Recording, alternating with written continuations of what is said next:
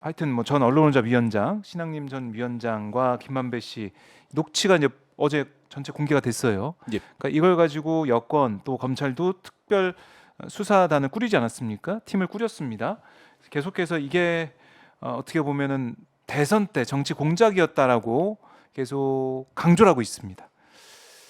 이거 어떻습니까? 이게 좀 뭔가 이런 흐름을 좀 뒤바꿀 수 있는 예. 강력한 카드가 될까요? 여권 입장에서는 어떻게 두 보십니까? 가지로 봐야 되는데 긍정 평가자에게 긍정 이유를 줄 수는 있습니다. 여기 보시게 될 것 같으면 여기 보시면 부정부패 비리 척결 뭐 이런 네. 게 계속 나오고 있거든요. 공정 정의 원칙 이런 것들 또 방금 말씀하신 것처럼 이재명 수사 이런 것들이 있기 때문에 사실 그게 긍정 평가자에게 긍정의 이유를 주는 것은 맞다. 그런데 그게 될 것 같으면 그러면 이재명 대표한테 치명상을 입혀야 되지 않습니까? 네. 이걸 한번 보시겠습니다. 정당 지지도 저기 보시면 더불어민주당이 지난주 27에서 이번에 네. 34로 무려 7%포인트 상승했죠. 그래요. 그야말로 수직 상승처럼 보일 정도로 예. 이렇게 오를 수가 있을까라는 얘기가 나올 정도로 예. 많이 올라갔습니다. 그때 수사가 이재명 대표에게 수사가 떨어진다 어쩐다 했을 때가 요 앞이거든요. 여기 네. 8월 3주하고 4주 요 사이입니다. 그렇네요. 그런데 이때도 왕창 빠지지 않았어요. 그때 뭐 출석하느니 마느니 언제 예. 출석하느니 이거 가지고 신경전이 있었다고 했는데도 그렇죠. 불구하고 맞습니다. 많이 안 빠졌다. 그런데 단식을 시작할 때쯤 27로 빠지더니 네. 단식이 이제 꽤 진행이 돼서 막 어. 수염도 덥수룩하고 지금 많이 초췌한, 초췌해졌습니다. 모습이 처음에는 뭐 약간 면도도 하셨는지 반질반질하다가 네. 지금 얼굴이 그냥 많이 몸이 많이 상하죠. 열흘째 상황까지 갔죠. 그 단식하고 상황에서 있어서. 7% 포인트 상승인데요. 네. 이걸 한번 보시겠습니다. 음. 정당 지지도를 제가 이번 올해 네. 아니 올해가 아니지 이번 정부 들어서서 어떤 변화가 있었는지 한번 네. 이런 식으로 보시게 될 것 같으면요. 민주당이 여기 변동을 좀 크게 해서 크게. 좀 크게 200%로 보면요. 민주당이 지금 34, 국민의힘이 34, 7% 포인트가 올랐지 않습니까? 네. 이게 5점이 밖이에요. 아하. 예. 그러니까요. 5점이 밖으로 이거 올랐는데 유의미하게 볼 수밖에 없다. 그렇죠. 이런 말씀이신데. 이거 한번 보시겠습니다. 네. 제가 이거 내려볼게요. 내려보는데 다 오차범위 이내의 변화였었죠. 네. 예. 오차범위 밖으로 오, 벗어난 이거는- 게 처음입니다. 어허. 예, 그래요? 변동이. 예. 그 민주당의 상승폭이 네. 이렇게 컸던 적이 처음이에요. 그러면 제가 한번 말씀드려보겠습니다. 네. 방금 박 기자님께서 말씀 주신 내용은 검찰 수사가 본격화되면 올라가고 또 대통령 긍정률이 올라가고 네. 민주당은 떨어져야 이게 맞는데 지금 보면은 최근은 그런 경향이 뚜렷하지 않더라. 아하. 오히려 이재명 대표의 단식 투쟁으로 네. 무려 7% 포인트가 올라갔는데 이번 정부 들어 처음 이렇게 큰 폭 상승을 우린 볼 수 있었다. 그렇게 따지면 제한적일 거다. 검찰 수사가 본격화된다 하더라도 그게 더불어민주당 지지도를 확 낮추거나 대통령 국정 긍정률을 드라마틱하게 높여줄 수 있는 그런 재료가 될 수 있을지는 제한적일 거다. 제한적일 거다. 그렇게 봐야 됩니다. 이미 이제 많이 우리가 알고 있는 그동안 많이 봐왔던 그 검찰의 모습이기 때문에 지금까지 봤을 때는 영향이 제한적일 것이고 오히려 민주당이 지금 결집하고 있는 느낌이 드는데 그렇죠. 이재명 대표의 단식의 효과 정당 지지도에서 확인된다라고 볼 수 있습니까? 어떻습니까? 그렇습니다. 이 정당 지지도가 네. 제가 봤을 때 이게 그 대선 지방선거 이게 끝나고 나서 민주당이 되게 안 좋았었거든요. 한때. 그러다가 우상호 비대위 체제에서 점점 회복을 하더니 네. 그다음에 이재명 당대표가 당선이 되고 당대표로 당대표가 되면서 소위 얘기하는 그 개혁의 딸들이라는 분들이 네. 많이 이렇게 몰리면서 지금 요 흐름을 보면은 30%대 초반에서 지금 여당하고 엎치락뒤치락 하는 상황이지 않습니까? 그렇죠. 이게 굉장히 이례적인 거예요. 예. 그 대선 지고 나서 6개월도 안 돼 가지고 야당이 여당하고 이렇게 비슷하게 온 겁니다. 계속. 네. 이거 대단한 거죠. 아마 그게 이제 이재명 당대표의 리더십도 있었겠고 아니면 아쉬워해서 그럴 수도 있고 개혁의 딸들 그분들의 어떤 노력도 있었겠고요. 그런데 이번에 탁 단식에 들어가는 요걸 보고 7%포인트가 올라갔다. 이건 주목해서 봐야 될 그런 상황이다. 이렇게 보여지고요. 요것과 비슷한 내용으로 하나 더 보셔야 될 게 이 같은 조사인데요. 네. 같은 조사에서 어디 갔냐?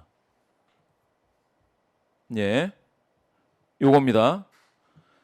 정부 견제 야당 다수 당선이 50.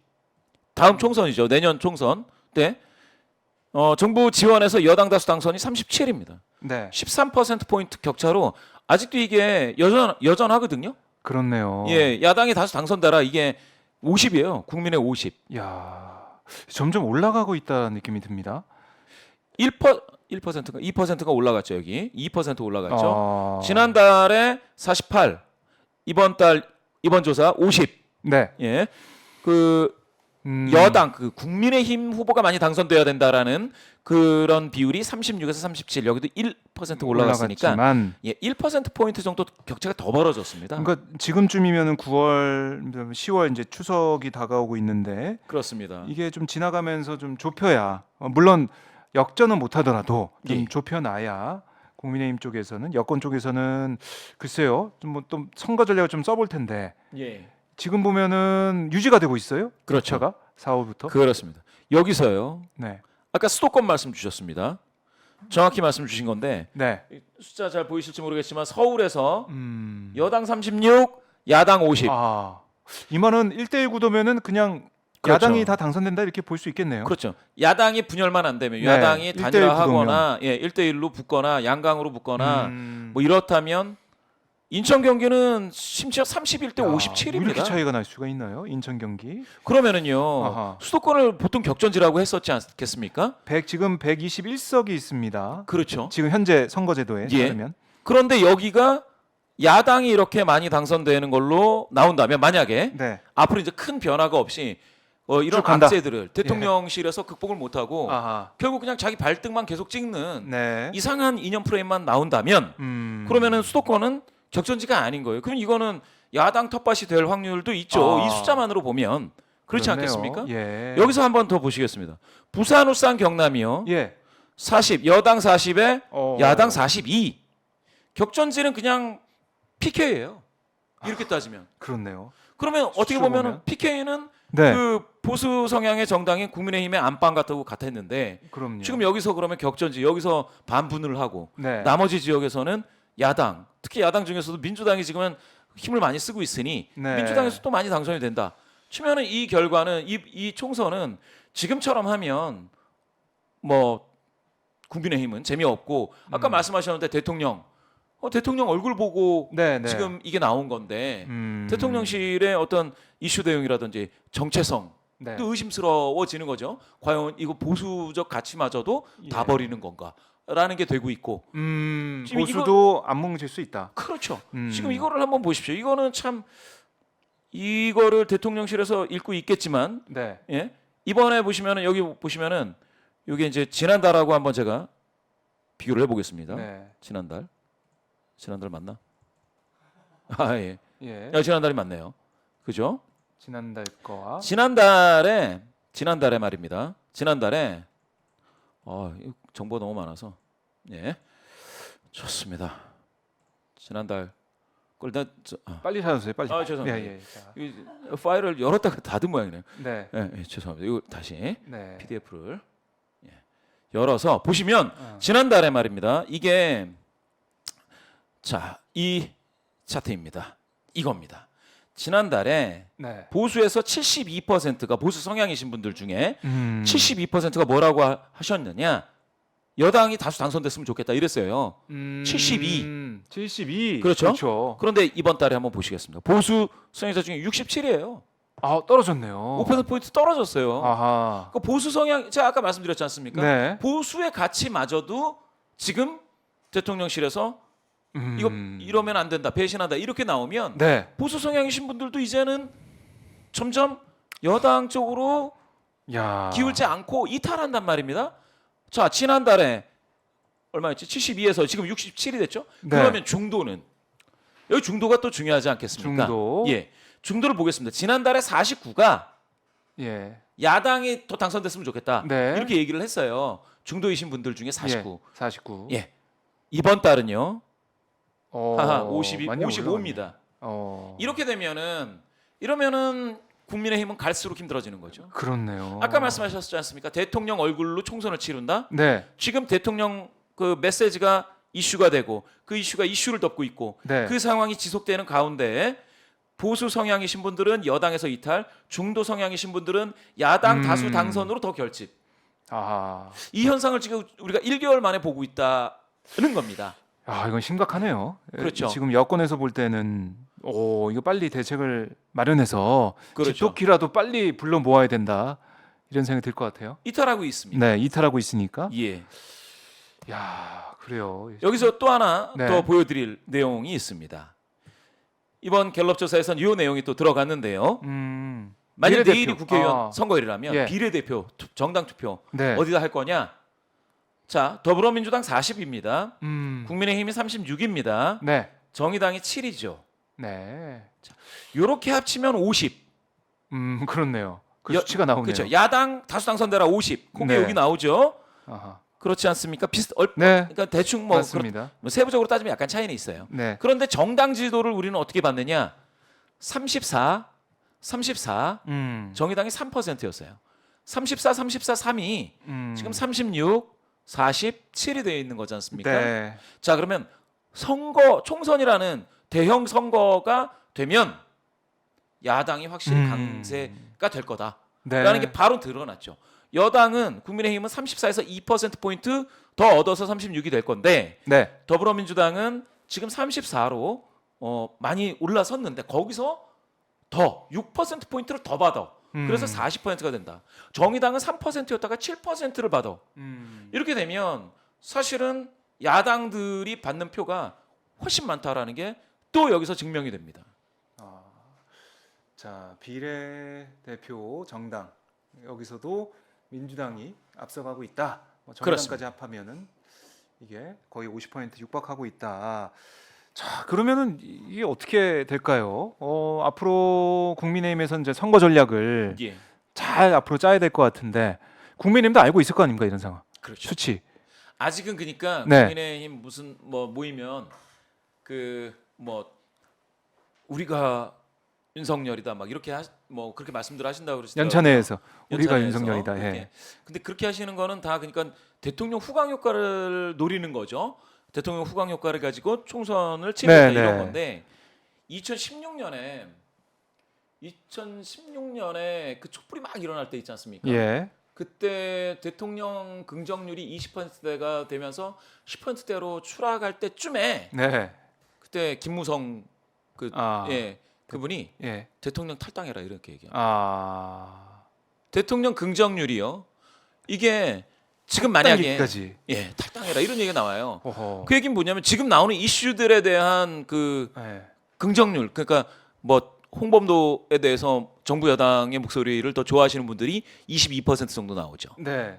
그죠? 그렇죠. 잼버리 네. 이것도 뭐 잼버리 잘하고 있다 뭐 한 20몇 % 나오고 30% 가차야지 되는 조사도 있기야 있지만 대충 보면 그 대통령실 입장에서 악재라고 할 만한 것들에 대해서는 20%가 나오는데 네. 지금 이거보다 더 적게 나오고 또 거기에 따라서 대통령 긍정률이 국정수행 긍정률이 더 낮아지게 되면 네. 그러면은 이탈된다는 겁니다. 누가 바로 출마해야 될 사람들이 이탈한다는 거예요. 그럼요. 그러면은 국민의힘이 예. 뭐라고 해야 될까요? 쪼개질 수도 있고 누구는 자기 그 공보물에 대통령 이름을 다 지울 수도 그럴 있고 수도 있죠. 예 그런 상황이 이제 벌어지는 거죠. 후광 효과는 안 된다. 그러니까 우리가 윤석열이다 이렇게 외치고 하고 지금 사실 지도부도 영남 출신 아닙니까 다. 예 그러니까 영남에서는 공천 받으면 당선될 가능성이 큰 지역이 많으니까 그 사실은 지금 수도권 의원 현역 의원이 별로 없어요. 그렇죠. 한 15% 정도, 18명 정도인가? 뭐 하여튼 그 정도밖에 안 되기 때문에 제대로 된 수도권 민심은 전달이 안 될 뿐더러 지금 현역 의원들 많은 부분이 공천되면 당선될 가능성이 있는 그런 지역의 현역 의원이다 보니까 제대로 민심이 전달이 안 되고 있고 윤 대통령 후광 효과, 그러니까 공천을 받아야 된다. 이게 제1의 목표처럼 돼 있는 상황이에요. 그러니까 여론이 투영이 안 되는 그런 모습을 국민의힘이 계속 보여주고 있다. 맞습니다. 아직 위기감이 드러나고 있지 않다 이런 느낌도 들고 예. 하지만 위기는 계속 오고 있다. 수치로 드러나고 있다. 이렇게 그렇습니다. 정리해 볼 수가 있겠네요. 사실 이게 지난주에 이거는 전국 지표 조사입니다. 4개 조사, 엠브레인 퍼블릭, 키스터 리서치, 코리아 리서치, 네. 한국 리서치가 조사를 한 거고요. 지난주 월화수 조사를 해서 목요일날 발표된 건데요. 네. 여기서도 보시면은 정부 여당 견제론이 48이고 지원론이 42, 6% 포인트 격차로 정부 여당 견제론이 세졌지 않습니까? 네. 이게 후쿠시마 방류 이후죠. 이후에 나온 겁니다. 그렇죠. 견제론이 48로 가장 세게 나온 거, 요거는 이때가 처음입니다. 네. 예, 이것도 보시고 더 자세한 사항은 중앙선거론선심의위원회 홈페이지를 참조하시면 되겠습니다. 네. 요런 게 계속 나오고 있어요. 지금 이게 보시면은 8월 말이죠. 28일부터 30일까지 그렇네요. 조사한 거니까 방류 직후에 네. 나오면은 정부에 대해서 지금 계속 안 좋아지고 있죠. 아. 예. 이런 것들이 또 나왔습니다. 여기 보시게 될 것 같으면 이거는 이제 매트릭스가 연합뉴스로부터 의뢰를 받아서 조사를 한 거고요. 조사 시점이 9월 2일, 3일 양일간 조사를 했습니다. 더 자세한 사항 중앙선거론선심의위원회 홈페이지를 참조하시면 되는데요. 네. 이거 한번 보시죠. 예. 여기 저기 보시면은 그러니까 차기 총선 차기 지지 총선. 후보에서도 후보에서는 대등하죠. 대등하는데 이게 격차가 엄청 준 겁니다. 아. 준 거예요. 예. 원래 좀 벌어져 있어. 국민의힘이 좀 좋았다가 엄청 줄었어요. 아, 줄었다. 예. 그러니까 국민의힘에서는 안 좋은 붙어버렸어요. 상황이 되고 있다. 그렇죠. 안 좋은 상황이 된 거죠. 더군다나 여기서 보면 야당이 다수가 당선돼야 된다가 여기서도 46.6입니다. 아. 여당이 다수당이 돼야 된다도 더 낮죠. 5.1 넘어서서 네. 여당 다수당이 열세입니다. 야당 다수당이 우세입니다. 야, 계속해서 지표로 수치로 드러나고 있네요. 그렇죠. 이게 지금 갤럽만 얘기가 되는 게 아니고 네. 이 연합뉴스 조사에서도 그렇고 전국지표 조사에서도 그렇고 지금 후쿠시마 오염수 방류 이후에 지금 야당이 네. 다수당이 돼야 된다.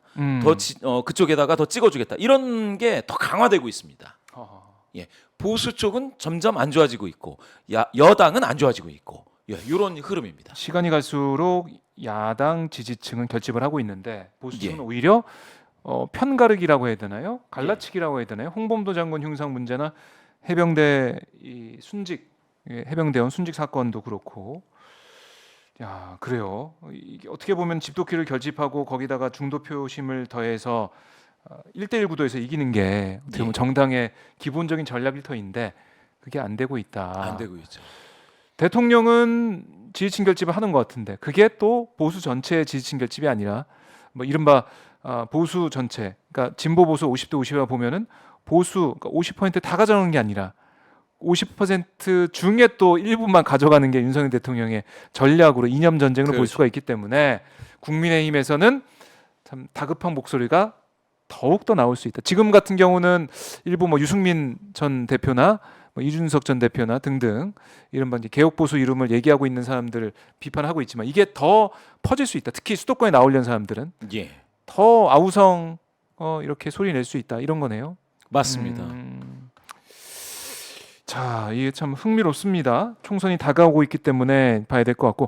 자, 그럼 이재명 대표 단식 지금 내일이면 10일째가 되고 예. 그리고 검찰 출석도 앞두고 있습니다. 지금 화면을 좀 보고 계신데요. 많이 1시간 전 모습입니다. 상황이 좋지는 않아 그러게요. 보이는데, 자 지금 계속해서 촛불 집회도 하고 있고 어떻게 보면은 이재명 대표의 단식 돌입, 물론 일각에서는 출구가 안 보인다. 왜냐하면 명확히 뭘 들어달라 하고 나간 게 아니기 때문에 이게 출구가 안 보인다. 이런 비판도 있지만 오늘 한국갤럽 조사를 보면은 지지층 결집과 또 선명성을 나타내는 데는 도움이 된다. 이렇게 판단할 수 있는 겁니까? 어떻습니까? 굉장히 네. 그 7% 포인트라는 5.1을 넘어서는 다시 한번 보여드리지만 네. 예, 이런 어떤 드라마틱한 지지도 반등이 사실 기대하기 어려웠었는데 이런 게 나왔다라는 거는 대단한 거고 이게 바로 이제 당 대표의 뭡니까 단식으로 인한 효과로 볼 수가 있겠습니다. 그래서 제가 볼 때는 여기에서 무엇인가 또 다른 일이 있다면 네. 글쎄요. 다른 일은 뭐 모르겠습니다. 이게 지금 당 대표 입장에서는 저렇게 고통스럽게 단식을 하고 있는데 네. 거기에 뭐 어떤 또 다른 어떤 그 대중적인 뭐 참여라든지 분노의 어떤 뭐 매개체가 있고 촉발이 된다면 이게 진짜 민주당은 정말로 이렇게 한 번 더 튀어오르면은 이게 지금 그렇죠. 40%를 넘는 거거든요. 예, 예. 근데 그렇게까지는 참 예상하기는 어렵지만 네. 만약 그런 게 근데 있다면 또 상승을 한다면 그러면 40% 선을 돌파하는 건데 네. 그러면 이번 정부 들어서서 최초가 되는 거거든요. 최초로 40% 그렇게까지 갈 수 근접하는. 있을 것이냐? 예, 그렇게 갈 수 있을 것이냐를 봐야 되는 거죠. 저는 그러니까 그래요? 40% 선에 얼만큼 다가설 거냐, 예. 아니면 돌파할 거냐, 상향 돌파가 되는 거냐, 요걸 봐야 되는데 그 순간이 된다면 국민의힘의 골든 크로스를 거머쥐는 민주당이 네. 국민의힘을 이제 누르는 게 되는 거죠. 그러면 그러면은 야당이 1년 반 만에 골든 크로스를 얻는다. 그럼 대단한 사건이 될 겁니다. 그래서 저는 이번 주말이 네. 어떻게 여야의 흐름이 어떻게 될 것인가? 과연 여당 그 정부에서는 그러면은 뭡니까 그 녹취록 뭐 그것과 관련해서 검찰 수사 네. 계속해서 나오는 수사 극화를 쓰면 되는 것이냐? 한번 봐야 되겠죠. 여론이 어떻게 움직일지 봐야 될 것 같은데 지금 언론 보도나 아니면 SNS 관심 뉴스타파의 이 보도 이른바 예, 이제 예. 검찰에서 얘기하고 있는 허위 인터뷰 의혹 이게 좀 많은 관심을 끌고 있는지 이것도 좀 궁금하네요. 이게 그렇습니다. 어느 정도의 파괴력을 가지고 있을지 감음도 좀 해봤으면 좋겠는데 왜냐하면 이동관 방송통신위원장도 그렇고 여당도 그렇고 또 검찰도 그렇고 이거 계속 좀 키우고 있다, 집중하고 있다 이런 느낌이 들거든요. 그 말은 뭐냐면은 이걸 좀 집중해서 많이 노출을 시키면은 좀 여권 쪽에서는 유리하다 이런 판단도 전략적으로 할 거 아닙니까? 굉장히 센 거를 그러면 꺼내야 돼요. 아 제가 이건 볼 세지 때. 않아요? 왜냐하면 지금 수준에서는 이미 뭐 압수수색도 뭐 하고 네네. 다들 했기 때문에 처음 압수수색했을 때가 작년 10월이었거든요. 민주연구원. 그거 압수수색하고 뭐 그거 수사한다고 했을 때 5% 포인트 그 민주당 지도가 빠졌지 않습니까? 네. 그런데 지금은 꿈쩍도 안 해요. 한 2, 3주 전에 이재명 대표 뭐 수사하겠다 나오고 이랬는데도 별로 이게 반영이 안 돼요. 반영이 안 되는 거는 뭐냐? 원래는 그게 강력한 변수로 작용을 했는데 네. 그 변수의 영향력이 크다라는 거죠. 근데 지금은 이제 그 고착화돼 가지고 상수화돼 버렸습니다. 네. 수사와 관련된 거. 아하. 제가 봤을 때는 그렇게 외부적으로 수사를 해가지고 민주당을 어떻게 하겠다라는 게 별로 그러니까 지금 상수화돼 가지고 큰 효과가 없고 그래요? 차라리 차라리 민주당 내에서 무슨 뭐 일이 있다 네. 이러는 거는 효과가 지금 안 좋게 나타난 게 몇 개 있었죠. 몇 개 있었는데 그 외부에서 그렇게 수사하는 게 완전히 상수화됐어요. 그걸로는 대단히 만약에 바꾼다면 정말 큰 거 이거는 진짜 어마어마한 거다. 이걸 수사의 결과로 꺼집어내던가. 네. 그런데 그게 있었을 것 같으면 진작 나왔겠죠. 그래서 제가 봤을 때는 별로 지금 저렇게 해가지고 민주당 지지도를 낮추고 국정 긍정률을 높인다. 네. 별로 이렇게 효과가 얼마나 될지 저는 크게 보기 쉽지 않다. 크게 볼 수가 없다. 이렇게 말씀을 드리고요. 여기 보시면 30대 40대에서 민주당 지지도가 많이 올라가네요. 포인트, 13% 포인트 올랐거든요. 3, 40대가 5점이 이내지만 이것도 두 자리 수로 오른 겁니다. 그러면 지난주에 30대에서 잃었던 민주당의 지지도는 다 회복을 한 거예요. 그죠? 여기서 그렇네요. 보시면은 사무관리직에서 또 오차범위 밖에서 지난주에 안 좋았었지 않습니까? 네. 그걸 다 회복했어요. 14% 포인트. 이거 오차범위 밖에서의 변동입니다. 기능 노무 서비스에서 국힘 쪽으로 많이 좀 일부 쏠리는 게 있기는 있는데 네. 요거 말고는 국힘이 지금 아주 좋은 거는 없죠. 제가 여기서 재미있게 본 거는 네. 여기 경제적인 여건이 나 상 또는 중상이다 하시는 분들 중에 민주당 쪽으로 지지도가 17% 포인트 올랐습니다. 이게 오차범위 바뀝니다. 자. 왜 그랬을까요? 상중상인 분들이 네. 17% 민주당으로 오른다. 이게 도대체 무슨 말인가? 음. 이게 오차범위 바뀐데 네. 갤럽에서 이렇게 나오기가 쉽지가 않거든요. 그러면은 상중상이신 분들은 경제를 좀 앞서서 보시는, 좀 길게 보시기도 하고 네. 당장의 물가 변동보다는 그 어떤 거시경제에 있어서의 큰 음. 흐름을 좀 보고 계신 건데, 이런 분들이 지금 무려 17%포인트가 민주당으로 더 쏠렸다. 이거는 경제, 이제는 이게 뭐라고 해야 될까요? 이번 정부의 경제 문제에 대해서 이렇게 뭐라고 할까요? 경제적인 수준이 상중상이라고 스스로 생각하시는 분들이 이거 뭔가 아닌가 보다 아. 라는 어떤 강력한 그런 시그널이 있었으면 이게 말이 돼요. 예. 근데 예. 글쎄요, 지금 그렇지 경제 못한 것 상황이 같은데. 지금 어려운가?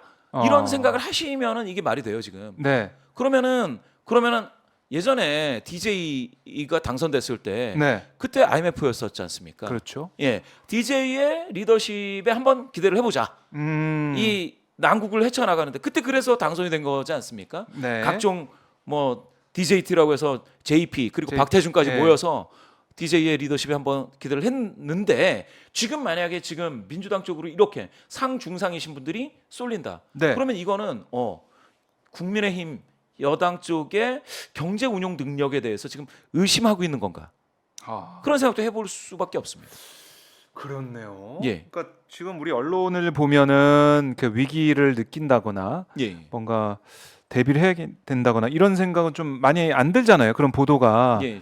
보도가- 없어서. 예. 물론 경제는 심리기 때문에 어려워도 너무 어렵다고 그러면 예. 그게 또 악순환을 불러온다라고는 하지만, 우리가 느끼기에는 뭐 이제 회복이 될 거다는 얘기는 정부에서 계속 하고 있으니까 그렇게 느끼고 있었는데, 아까 보니까 경제 상황이 상중상인 분들 예. 지금 여권에 대한 비판을 하고 있는 거다. 지금 이거를 한번 화면에 다시 나왔는데 네. 이거 한번 보시겠습니다.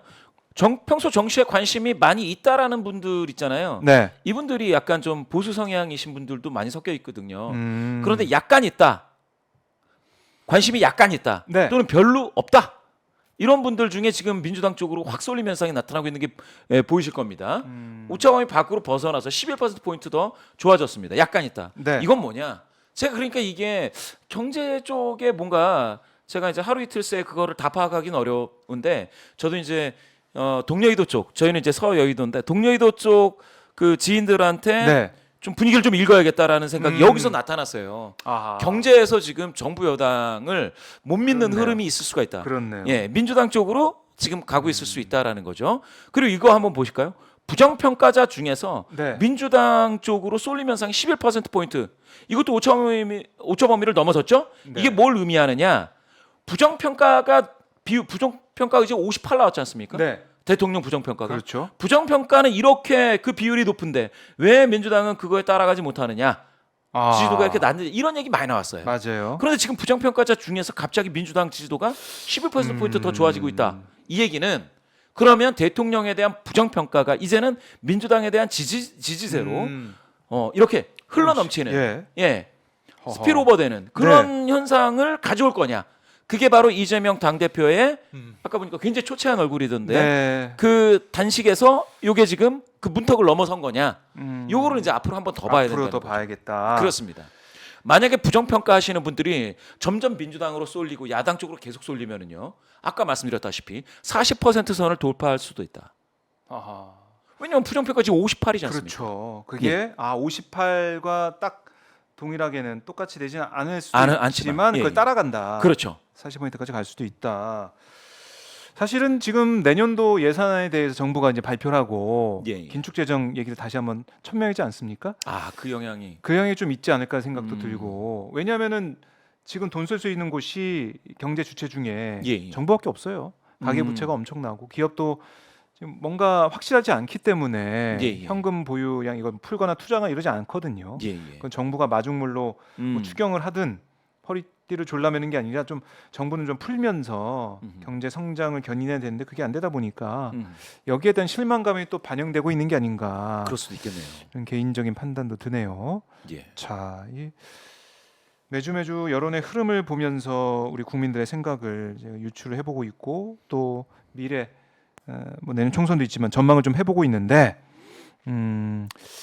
이런 얘기도 할 수 있을 것 같습니다. 국민의힘 지지층, 보수 지지층은 아니 최상병 문제나 예. 아니면 양평고속도로 또 잼버리 이런 것들은 이것도 얼마나 계속 보도가 많이 되고 있냐, 계속 다 알고 있는 이슈 아니냐. 예. 이것도 결국에는 뭐 그렇지 뭐 그러면서 그냥 변수가 아닌 상수로 가져갈 수 있는 게 아니겠느냐, 이렇게도 반박할 수도 있을 것 같은데 그렇죠. 좀 어떻습니까? 그러니까 이재명 대표의 검찰 수사하는 이런 모습과 지금 불거져 있는 윤 대통령한테 이제 악재라고 볼 수 있는 이런 여러 가지 이슈들이 다 뭐 한 번 나왔으니까 내년 총선 때는 그냥 지나가겠지, 이렇게도 얘기할 수 있을 것 같아요.